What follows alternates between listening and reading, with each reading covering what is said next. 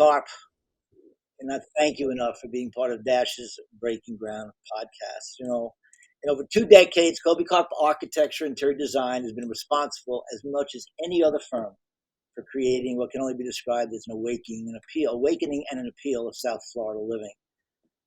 So within the last 15, 20 years, whether it be mixed use, multifamily, single family, hospitality, historic preservation, institutional buildings, master planning communities, interior design, there are so many marquee names that are attached to Kobi Karp over these last couple of decades. Actually, too many to name. However, during the podcast, feel free to drop names. We all know them. It's been an absolutely stunning career. It's not over yet, and a fabulous achievement. So let's tee it up and start from the beginning. Can you please take our audience a little bit about your background and where it all started and where it is today, and then we can dive into some other topics. Well, number one, I want to thank you, my brother, for putting me into this beautiful event that you have. I think that what you're doing with Dash is a phenomenal opportunity for people to express their thoughts and their ideas in an open form and fashion, in a very sort of informal fashion. And I think that to allowing me to be part of this is a very interesting opportunity because you have known me for a couple of years, a couple of decades. Yeah. And to see how people evolve over time is the most valuable commodity that you can have. The projects that we have been lucky enough to do over the past years and decades is really a prescription of the individuals who live and work here in this office. You can see in this office behind me, we have about almost 90, 100 people who basically come to um, live their dream. They like to live in Florida.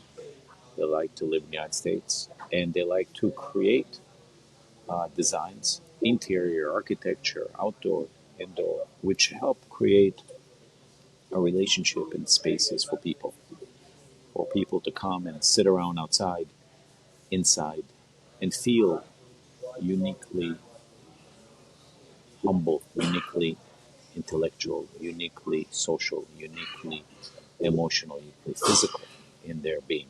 And that is really the prescription of what we do on a daily basis. It's how we create values and designs that are superior to the way you think coming in the door and then the experience that you gain leaving. And that is really the most important thing that we can do. So everybody knows, or most everybody knows who you are from the developers and brokerage firms and agents, but they probably may not be as familiar as I am with your background and where it started a few decades in the past. So just kind of give us a top line of the stops along the way as to where we are today. Well, and you've known me for a couple of decades. I been in Miami since 1988, which is Miami Vice and Scarface days, which is a little bit different than it is today, right? But I gave you the Miami Vice and Scarface days because it gives people a pictorial of a time and a phase that has been an enlightenment for us here in Florida. Before that, I grew up in Minneapolis, Minnesota. I was went to sixth grade, junior high, high school, college. I received my first degree from the Institute of Technology in Minnesota um, in environmental design. And then I received a degree in architecture. And that is important to look upon because as we look at environmental design and sustainability and resiliency today, more so than ever before, because we have become somewhat more cognizant to it. It has been on the forefront of my life for as long as I've been in business and as long as I've been in school. I think that sustainability, resiliency, environmental design is the way we live and it's the way we think, and it always have been. Before that, um, before those formative years in the Midwest, in Minnesota, I grew up and I was born in Israel, in the Middle East. I was born there in 1962. and my family moved to Minneapolis, Minnesota from the Middle East to the Midwest in 1974. So that has kind of been my life. And I live here in Miami since 1988, married for, recently married for approximately 30 years, and have two boys. And that is, in a nutshell, my life. That's in a nutshell That's how I've that's grown up with you, yeah, Lynn. yeah, no, absolutely. Yeah, lovely wife Nancy and two Mm. grown sons now. What was the first project in South Florida? I'm going to ask you to remember the first one that you feel and sense kind of put you on the map um, in the community. Yeah, I don't think it was one. I think it was a collection of projects. And I'll give you some thoughts and ideas about that because I think that, or my observation is of humanity and civilization is that it's never a one-time event, but it's a progression of events. You know, and so when I came here to Miami, I joined a British firm, and the British firm needed an American architect, and that was I. And we built all-inclusive resorts and hotels in what is called the British West Indies. Mustique, St. Lucia, Grenada, Turks and Caicos, Bahamas, Jamaica, etc., etc. And from the late 80s to the early 90s, my Vice Scarface days, that's what we did. Then my British partners said, you know what, Kobe, we don't necessarily want to work in the United States, the legal, the taxation. Um, it's not for us. We want to work in the Caribbean and be free, born free and live free and do what we want to do for the rest of our Okay. life. But what's interesting about it is that it creates an opportunity because Miami Vice in those days, the money was purely, as you know, from drugs. So the lending institutions did not necessarily have money to give from a banking system. Hmm. If you had cash in the banks, then God bless America.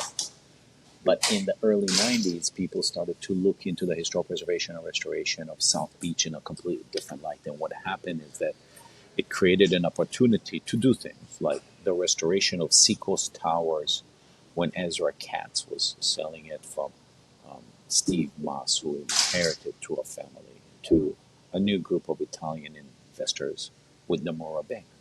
And they renovated that development, and it created an opportunity sideline for me to meet the original architect, whose name was Morris Lapidus.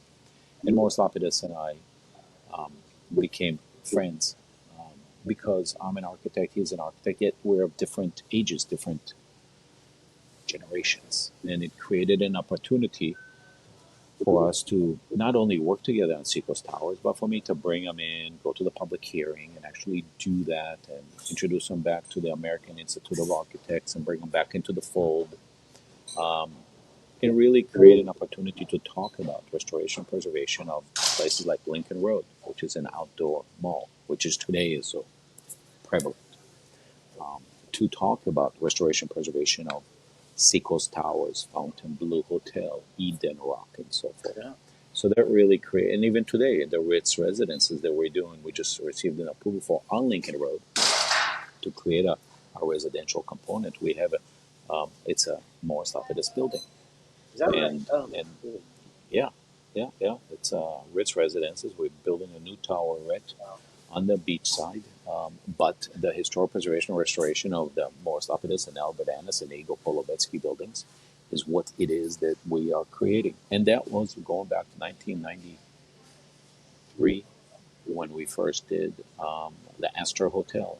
The Astor Hotel, which is on Washington Avenue across from the Washington Museum, the historic, beautiful, gorgeous museum there, really created us an opportunity to make one of our first steps forward to recycle a historic structure, to take a historic building and volume and say, hey, you know what, we have an opportunity here. And the opportunity here for us is to create a new DNA, a new scenario where being a luxury off the beach hotel with food and beverage and tying the basement and opening it up, if you remember, Yeah. to the glass baby piano atrium and creating an opportunity to really make it a unique destination is really what we are about. And then we use that kind of a DNA of restoring and preserving buildings and creating a thought process of studying the history and analysis of the psychology of the buildings moving forward that really creates an opportunity to create value. And we've done it repeatedly. We've done it at the Caribbean condominium on 3737 Collins Avenue, where we bring you into the historic building and then into the new glass crystalline building to the south. We've done it where we restore hotels, like the Cadillac Hotel, also on Collins Avenue, just south of the Fontainebleau, where Marriott said, we don't want to do a Marriott hotel in Miami Beach in 1996. That's a dump. Right. Miami is a third world country, banana republic, as they call us. Yet, not only did they do a Marriott courtyard, they gave us the flag, they have now recycled it and made it into the next level up of a Marriott autograph. So over the years and decades, the value of preservation, restoration creates money Yeah. and understanding for people to understand their history and their society and their civilization. We did it at the surf club. We are bringing you into Peacock Alley, into the historic building that was built 100 years ago, and then bringing you into the new structures. And therefore, the new structures, you understand them and you feel them so much better, and they create a value due to your value in living and breathing the historic spaces, the historic structures, the historic art, the historic graphics, the historic DNA. And we all have that, Lena, you have a father and a mother, and then they have their parents. And you don't even know probably who your great grandparents are. You know who your grandparents are, but you don't really know who your Right. great grandparents are. Where are they from? And what did they do? But they had a life. They created a city. They created a country. They created the United States of America. They created the state of Florida. They created these buildings 100 years ago that we have the opportunity, if you will, to work on them now. And that is what makes life interesting, because if we can carry that message across to the next generation, then hopefully they don't repeat the mistakes that we've made in the past. But most important, they can carry it on and develop their own future in a much brighter way. Yeah, legacies are really quintessential in terms of that.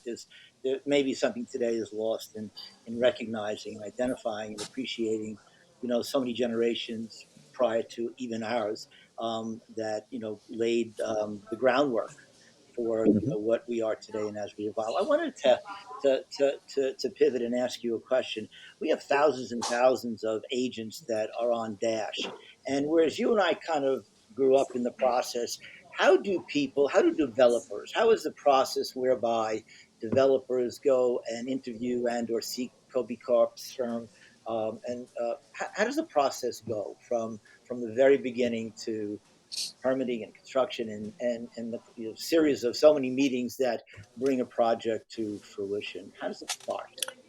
It's interesting because what happens is that different people have different strokes for different folks, right? I mean, people seek us out because they know that we here as designers and as architects, we think out of the box. And what I mean by that is that we think how it is that we can create a better life for the people who inhabit the buildings and are in the surrounding area and the community, and therefore create a value that others do not see or do not appreciate or do not desire. I gave you the surf club, for example. The surf club preservation and restoration has a business a program to it, because if I was able to preserve the historic surf club, it was a liability. It was a historic building that I had to restore, preserve, and maintain in perpetuity for the two condo buildings to the north and to the south. I made a curved one to the south, and I made the sugar cubes to the north. And the reason we did that is that it kind of frames like a theater welcoming arms, the historic structure,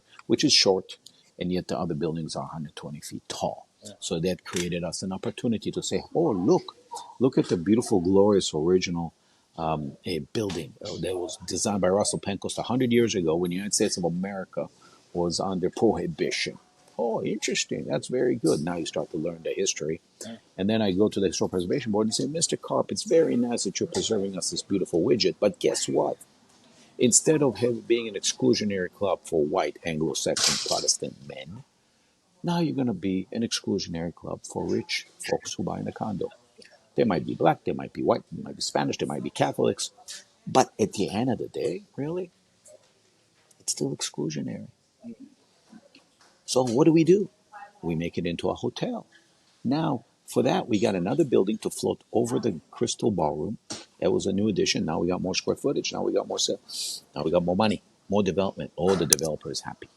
But wait, we took what was a 40,000 square foot historic building that we need to maintain and air condition and operate in perpetuity, which weighs down financially onto the condominium association and the owners. And we made it part of the public spaces of the hotel. Yeah, it's unique. And they already existed. Yeah, it's unique. That the juxtaposition of old and new in the Four Seasons uh, Surf Club is so unique. It's so special. That bar area is really walking down memory lane for a lot of people who have a memory lane, Mm-hmm. and yet Mm-hmm. you turn it into the new elements to the building are just are really just absolutely special. Let me pivot a little bit and talk about when you look back even 5 or 10 years ago, the definition of quality and high end and the evolution of materials and AI and intelligence that how you looked at a project, let's say 10 years ago, and how you and your team look at a project today in terms of all the exciting tools that you have to work with, which you didn't have 10 or 15 years ago. How do you begin to frame that for us? Technology for us, for me specifically, has been a tool and a vehicle to create something that is unique and different here in Florida. What I mean by that is that when I started out, I was telling you the story of me joining the British firm working in the British West Indies. We drew everything by hand. Yeah. And then we had to go to our job site or deliver the new Club Med that we're doing in Turks and Caicos. So we're doing the new hedonism Jamaica in Jamaica, or we're doing a new hotel. We would wrap them up, Federal Express, send by fax paper, right? Yeah. Beepers, we had beepers. The beepers did not work outside the United States of America. But what's interesting is that with the advancement of technology, where there was flip phones, Blackberries, when we work in Abu Dhabi, and now to the iPhone, right? We have this great, phenomenal technology on it. It has allowed people such as myself to develop and build so much more with ease and comfort and better quality of design, and better quality of construction. The construction means a method that has been used in the past is going to improve substantially going into the future. It is no different in the room you're in and the materials which are in the bedroom behind you and the multiple cushions and the drapes and the shears that are behind you. The light fixtures which are behind me, which are low voltage, which save more electricity, which then are connected by wires to solar panels on the roof, which are then connected by low voltage wires to a battery pack sitting on the wall, which is then connected to a motor. And that motor might not be a Tesla motor, but it will be a motor that runs a backup generator.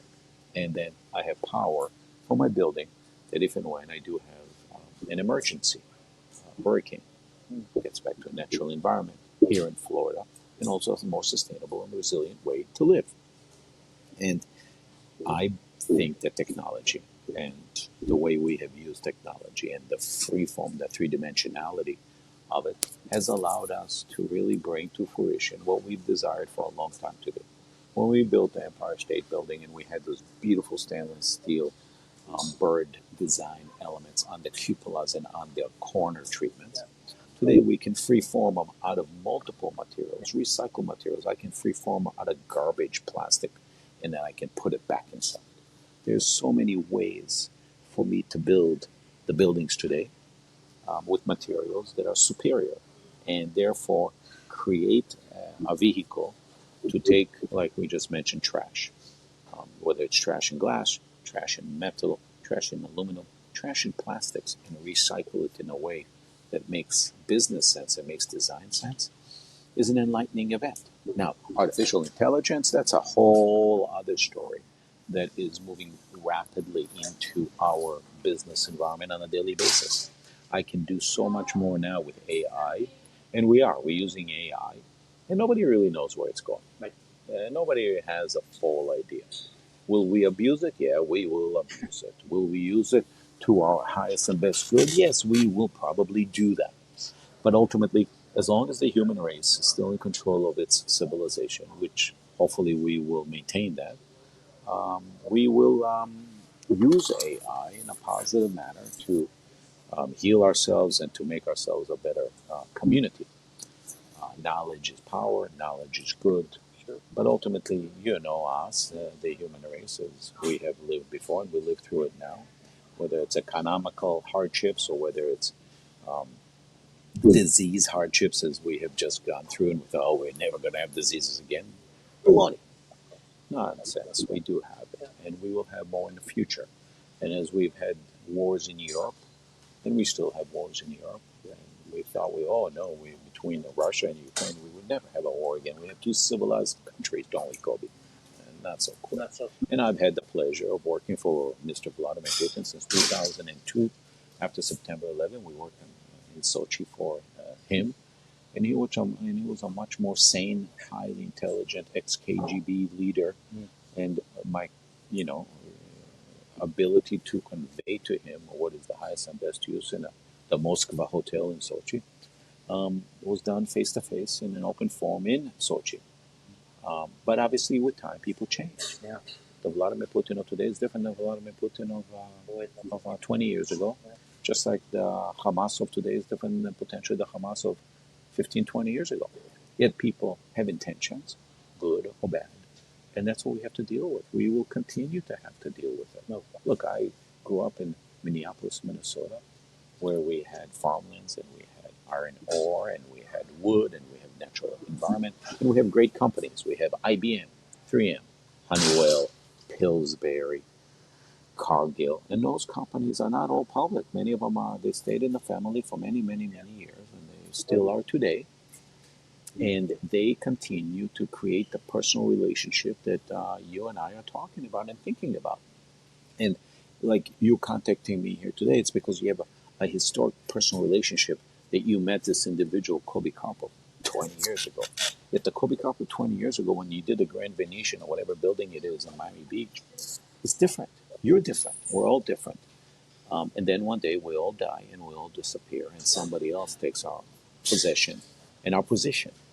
And as an architect, as a designer, having that kind of ability to understand it and to envision it and study the history of who we are makes the value to other people, and I think makes the value to the next generation more so than ever before.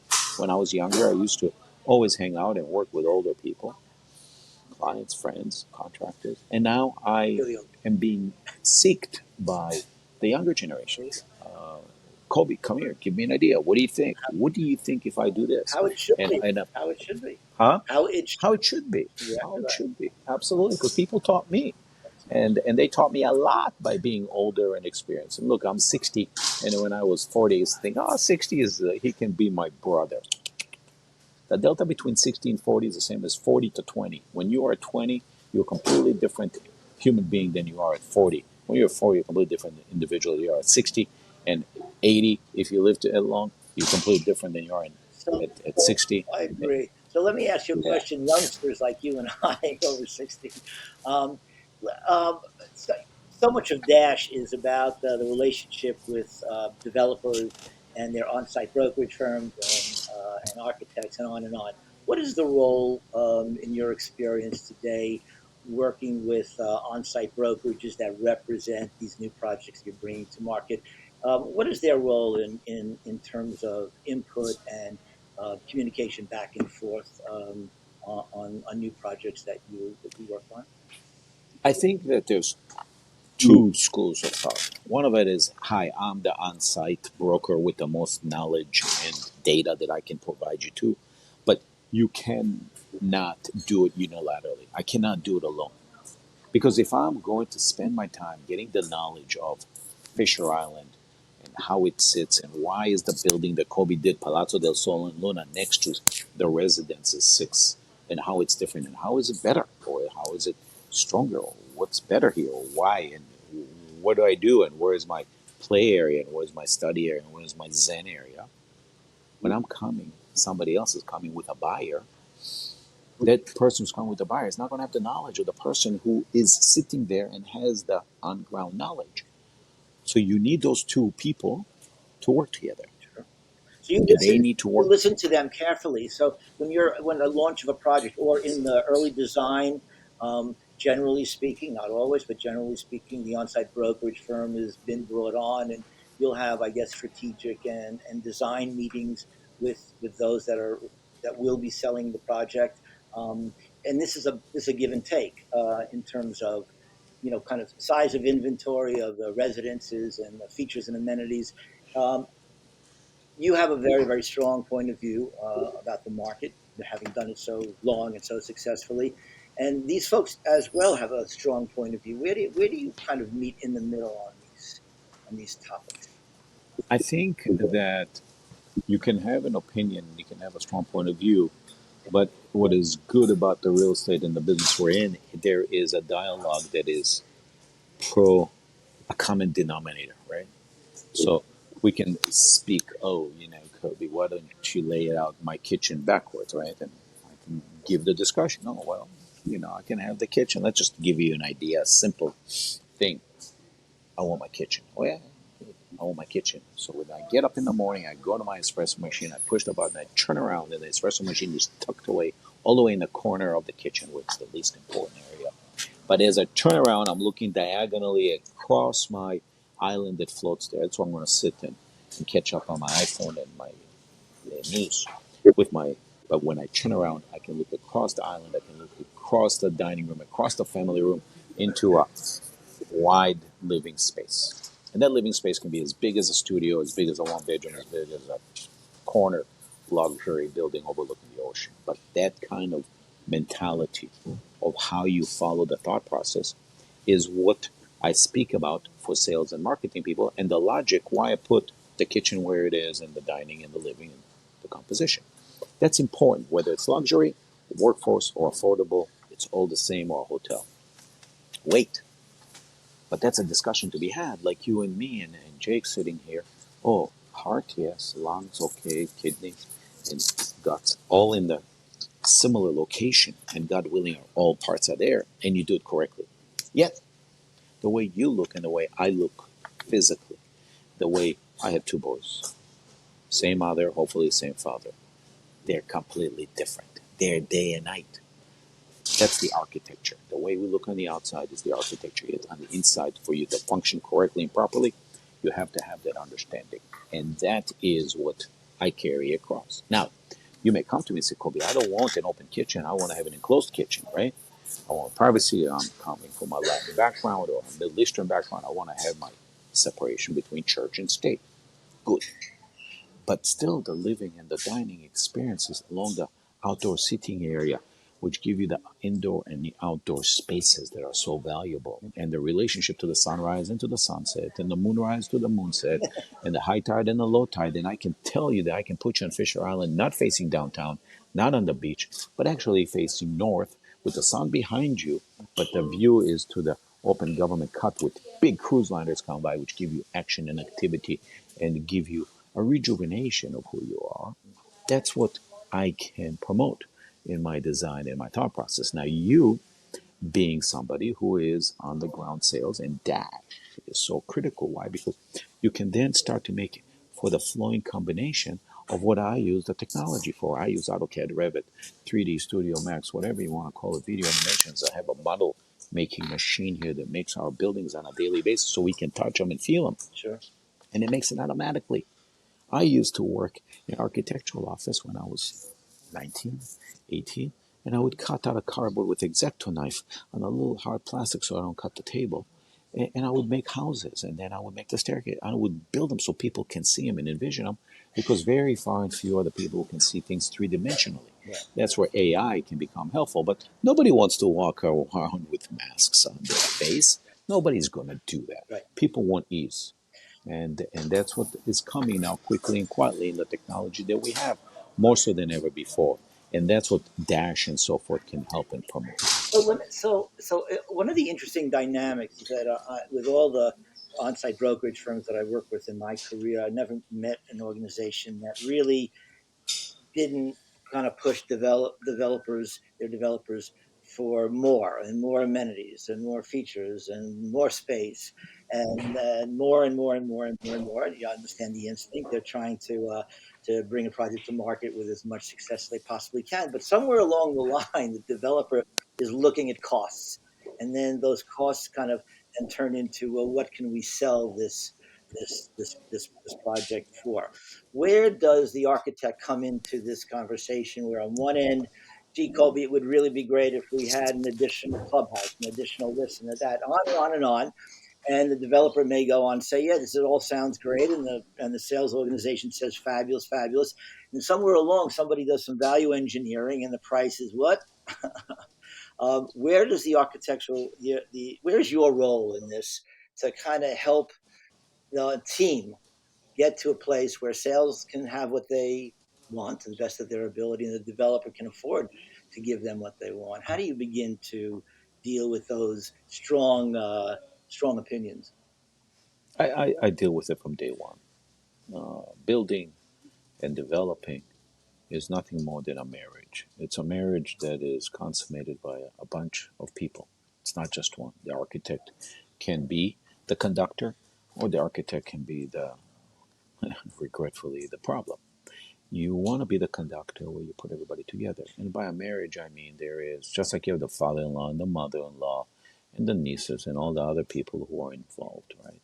You have the same thing here when you do a development. And you need to be cognizant. So I like to have everybody continuously at the table. I like to have the marketing people at the table because ultimately my client is not my developer. It might be contractually, but he's not, they are not really my client. My client is the person who ends up buying, leasing, living in the buildings that we have created and has paid for it cash or credit or loans or pays rent. Right. And therefore, those are my clients. Mm. And if I want to be successful, and knock on wood, thus far, we have been able to listen to the community, to the society that we deal with, and provide them with the most efficient design that creates the maximum value.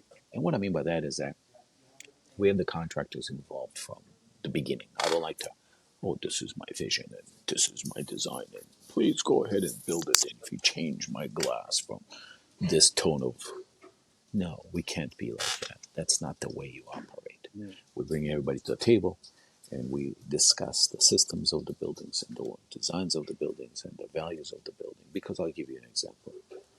I can make you a smart condo or house and put the best technology in there and spend a lot of money on it. And guess what? By the time I've designed it until I built it, it's 24 months. And the technology has already changed in those 24 months. So when I walk into the house and I say, oh, Sesame, please turn on the lights, guess what? I don't need to say Sesame anymore. I have artificial intelligence. I can just think it. I don't need to say it. Now, what have I done? I have blown away the value. And most people today do not look at those kind of things as money making, creating value. People want a good quality of life. And that's what we subscribe to: light, air, natural environment, comfort. It's like the iPhone that you're holding in your hand. That's what residence is, and that's what architecture is. Mm. I don't want you to think about it. I just want you to have it. I don't want you to I love that. think how I need to figure out. Here it I is. love that. Boom. I love that. Blank. I love that Right? sentiment. Yeah, I do. And listen, I would be That's it. remiss. I would be remiss if I didn't ask someone of your caliber and kind of in the know where you think the South Florida marketplace is in terms of it being rejuvenated. And we read weekly. Um, all kinds of new developments are on the drawing board, and not as many at this point have pulled the construction loans to put them in the ground to get it going. However, that all being said, um, where do you see this cycle beginning to lighten up a little bit so we can see more? I mean, it's certainly understood by most people that residential real estate is there's just not enough new projects. There's just not enough residences in South Florida for the amount of attention and many people moving here. Where do you see us in 12, 24 months? So the cycle of life is more than just what the feds think and COVID. And before COVID, there was, inflation. Before that, there was 2009, the market crashed. And before that, we had a war in the Middle East, and we had a war in the Far East. Oh, and then before that, we had September 11th. So guess what happens on September 12th? My phones weren't ringing, Yep. but life goes on. Yep. Life goes on, and what happens is that in order for you to have a good quality of life in the United States of America, as we call it, which is arguably, I think, one of the best countries in the world, if not the best country, one of the best countries. Let me just be conservative in my terminology, but it's one of the best countries in the world. If you want to live in the United States of America and have a good quality of life, unless you love the mountains in Aspen and Utah, and or you love to live in an urban center like Los Angeles and or San Francisco or New York, you want to have a good quality of life. And in the lower 48, the only subtropical weather climate that we do happen to have is in the Florida Panhandle.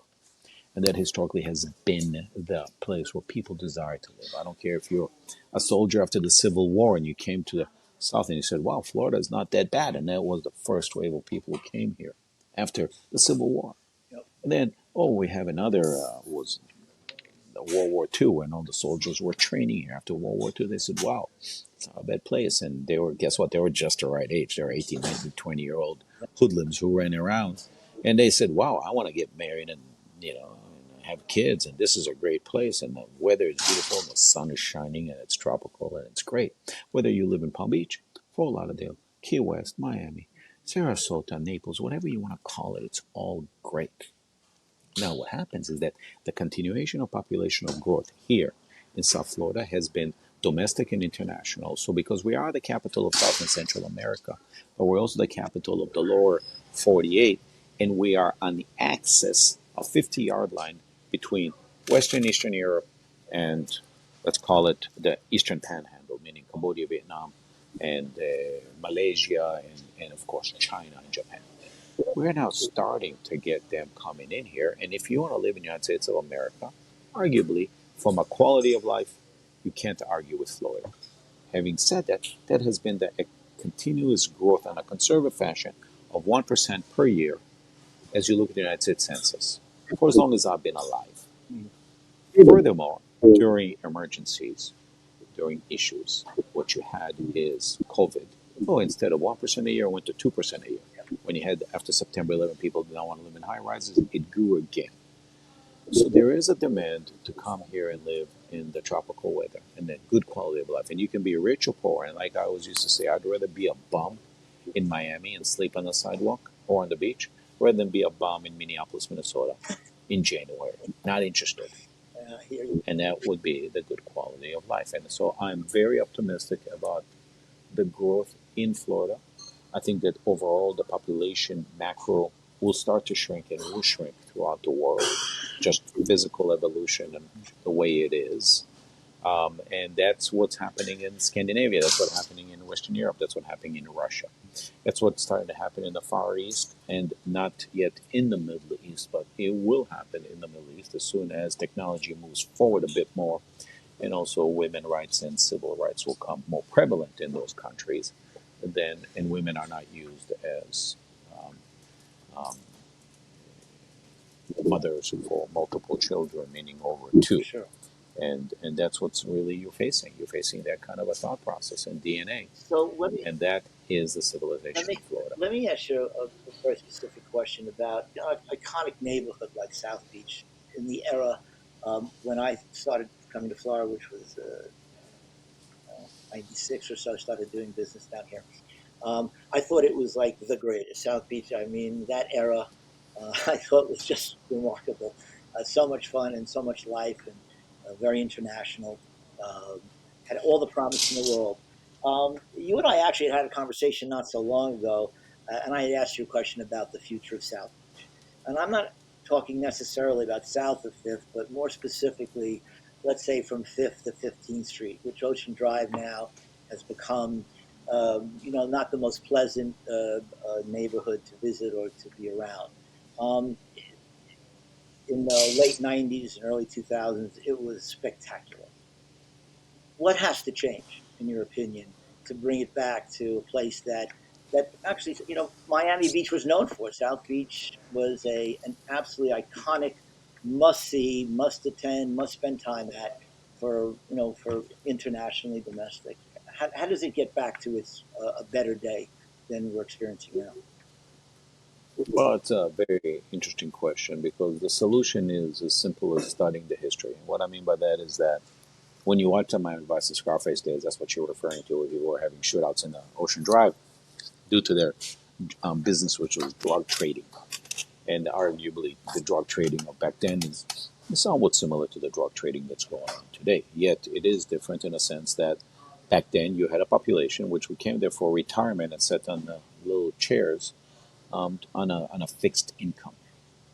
But what changed it is individuals who wanted to live in a beautiful weather, tropical climate and see somewhat of a good architecture, which they did appreciate, like Gianni Versace.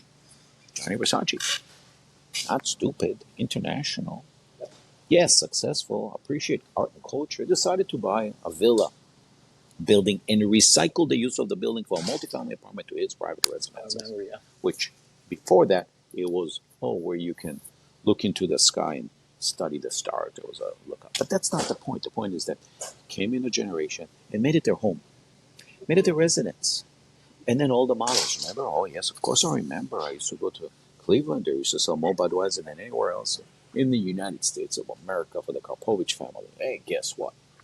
We're going to make it into a bar. We can have paparazzi on the street. And paparazzi was the restaurant. But in reality, what happened is that all the young people came in and lived here. They rented apartments, they bought buildings, they started to live here and make it their residence. What we need to do in a place like Ocean Drive is what we did south of Ocean Drive. We put residential. Yeah. What we did north of Ocean Drive, we put residential. Now you can give it to Thomas Kramer, you can give it to the Glass Building, you can give it to Continuum, or you can give it to 15th Street to the Michael Graves Building. But that's what we're doing, like the Ritz Yeah. residences on Lincoln Road, like what we're doing at the Shore Club, bringing residents in. Yeah. The residents that we're bringing in is what we are creating the value and still have an open hospitality so that the public can come in and enjoy the historic buildings and live and breathe along each and every area. I'll give you another example, the Raleigh. Yeah. The Raleigh was closed up for decades. Yes. First, I met the previous owners, even the owners before, and said, "What should we do, Kobe? What should we do? We want to restore. We want to restore the Raleigh. Yes, you can restore the lobby, but you're never going to make any money. So, what difference does it make? Well, whatever. Go ahead and restore it, but you're not going to make any money because the basis that you're buying in is too high. The previous people who had the Raleigh in the late 90s, early 2000s, they did good. They bought it cheap, they fixed it up, and they made money. Yep. Ah, good. But you have paid a lot of money for it. So the only way you can do that is if you buy the properties next door, and then we can demolish all the additions and modifications that have been added onto it over the decades. And what they did is they extended these buildings, double loaded corridors, small little rooms, and then the room was 5 feet away from the property. That means that your neighbor was 5 feet. So when I open up my window, I see your face 10 feet away from me. And I'm not interested in that rodeo. I am interested in having something that is better on the ocean, not barrel houses, not, I don't want to go into the English terminology of workforce. So you But believe here you had, so you believe that with the reintroduction, what Michael Show is doing at the Raleigh and what Karp is doing at the Shore Club, that there's hotels for sure, and yet residences, that this will slowly begin to evolve to as a resurgence to people actually living in the South Beach, as we know, area that will then hopefully continue down into the Ocean Drive area, 10th Street, and listen. the 5 to 15 category from Ocean Drive, Collins Avenue, and Washington Avenue. We've done some of it along the Moxie, and now what Matthew Massa is doing at Queen. Yeah. You are looking at recycling of the fabric of the community. Yep. Yep. You're recycling the fabric of the buildings. And it gets back to what we did at the Astro Hotel, and it gets back to what we did at the Surf Club, and it gets back to what we did at the Caribbean Condominium, and it gets back, and it gets back, and it gets back. And that's what we shall do on Ocean Drive too. We will preserve buildings, and we will build new residential, and the code will have to comply with what the demand is of the community and society for it to happen. Sometimes you have great codes which let you flourish and be successful and bring people in, a la Aventura and or Sunny Isles Beach. But guess what? Now they're full. Yep. And or downtown Miami. Downtown Miami used to be a place. Oh no, you can't live there because we don't even have the zoning for residential. It's stupid. We used to have zoning that is differentiated by areas. This is commercial, and this is industrial, and this is residential, single family. So you got to have a car to go work in the warehouse, to go shop for your groceries, and to go visit the library. I mean, it was stupidity upon stupidity Well, of urban I planning. imagine someone like yourself would make the ignorance so apparent that some of the fathers of communities would listen. Look, I want to bring this. I have to bring this a little bit to a conclusion, but I want to ask you something, kind of a little bit off topic, and it's I've asked other guests to kind of comment on the following. Thank you. Um, Please enjoy your espresso, which is very good at the Kobe Karp organization. It I is. can, Come on over. yeah, Open invite to everybody listening. delicious. Absolutely. So it's said that life is not about what happens to you. Life's about how you respond to what happens to you. Can you provide an example of maybe an incident in your career where it may have blindsided you, something not as wonderful or positive as you might have imagined, and from that um, you became, learned, evolved, changed, pivoted to something that your response kind of catapulted you to a better place. Look, I think that you hit the nail on the head. It's your reaction to the actions, and the actions are not necessarily actions which you can control. They're actions being taken by other people and or by the natural or physical environment around you. But what I can tell you is that every time something bad happens in life, and I can give you multiple events, I can give you wars in the Middle East, I can give you September 11, United States of America, I can give you pandemics, I can give you hurricanes, I can give you all kinds of those examples. Each one is an opportunity. If you're able to live after the event and survive the event, after September 11th, there was a big movement in the United States of America anti-Arab, Yeah. and we went to war in the Middle East, we went to war in Iraq, and came to me a couple of guys from Lebanon, in South Lebanon. And don't forget, I was born in Israel, and they're engineers at Georgia Tech. And they said, listen, Kobe, two big, very smart guys. You know, we want to work with you in Abu Dhabi. I said, Abu Dhabi, I don't know what that is. Hey, I like Dubai. Kobe, you don't know the difference here. Dubai is Las Vegas. We want you to come to Abu Dhabi. And we want to bring you to Abu Dhabi because we're Lebanese. Mm. And if we were able to bring an American architect to Abu Dhabi, because now Americans did not want to travel to the Middle East. This is 2003, 2004. We don't want to travel. I agreed to come to Abu Dhabi with them. I agreed to go there. I agreed to open up an office there. I agreed to open up an office and make registration as an architect, architect of record, architect administrator there. So from 2004, 5, 6, 7, 8, 9, 10, 11, 12, 13, where oil was up and we were very busy in the Abu Dhabi area. Thank God we went to Abu Dhabi because I found out that's the money, right? Mm. Now everybody knows about it. We worked for an airline that nobody knew about. It was United Airlines in Arabic called Etihad. Everybody knows Etihad. Oh, but they give us jobs.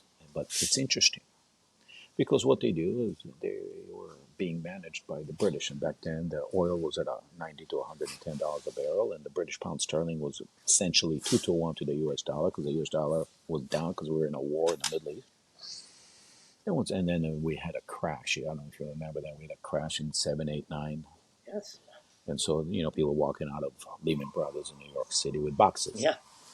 And I'm sitting in the Middle East, and the people are telling me, see how lucky you are. You're here in Abu Dhabi in Saudi Arabia, building in Mecca with the Bin Laden group, and you're here in Bahrain and Doha, Qatar. Aren't you happy you're here? I said, yes, I'm very happy, and I'm very grateful that I am here.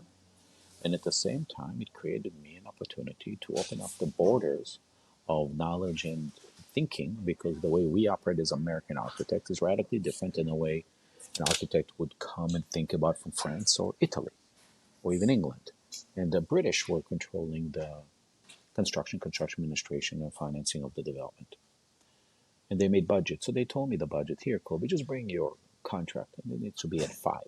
So I went back and I gave them five on my contract in dollars. Yet their budgets were not done in dollars. Their budgets were done in British pound sterling at that time, which was at 1.8, 1.9 to the, So they got me basically, with a substantial discount. Mm.